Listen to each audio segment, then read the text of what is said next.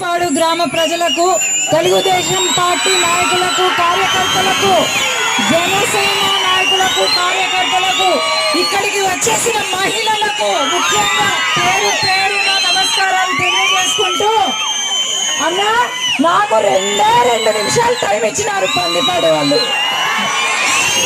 ఒక్కటే చెప్పేది, పందిపాడు గ్రామంలో ఫ్యాన్లకు కరెంటు కట్ అయినట్టే ఈ రోజు నుంచి. కాటసాని రాంభూపాల్ రెడ్డికి చుక్కలు చూపించడమే ఇంకా పని మనకు.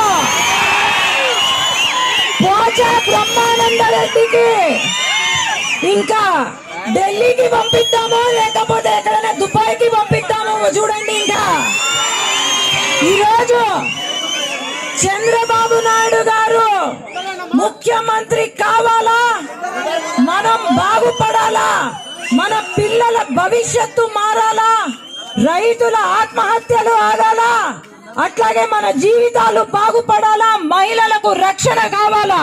కాబట్టి ప్రతి ఒక్కరం కూడా పేరు పేరున నేను ఒకటే రిక్వెస్ట్ ఏంటంటే, ఈసారి 5 సంవత్సరాలు అనుభవించాము, ఇంకా చాలు, త్యాగాలు చేయడం చాలు.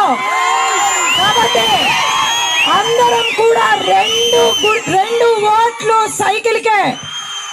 ఎంపీగా నేను ఒక డాక్టర్ని, ముఖ్యంగా బైరెడ్డి కూతుర్ని. నేను ఇక్కడ నేను గెలవాలి అంటే ఓటు వేసి మీకున్న సమస్యలు పార్లమెంట్ లో మాట్లాడటమే కాదు, సమస్యలకు పరిష్కారం వెతికి కేంద్రంలో నిధులు తీసుకొని రావాలంటే ఇక్కడ ఎంపీ అలాగే చరితమ్మ చాలా కష్టపడుతున్నారు. ఇద్దరు ఎంపీ ఎమ్మెల్యే 2 ఓట్లు సైకిల్ కే పడాలా. ఈసారి పందిపాడులో అత్యంత మెజారిటీగా మనం గెలవాలా, కొంతమందికి బుద్ధి చెప్పాలా. ధన్యవాదాలు.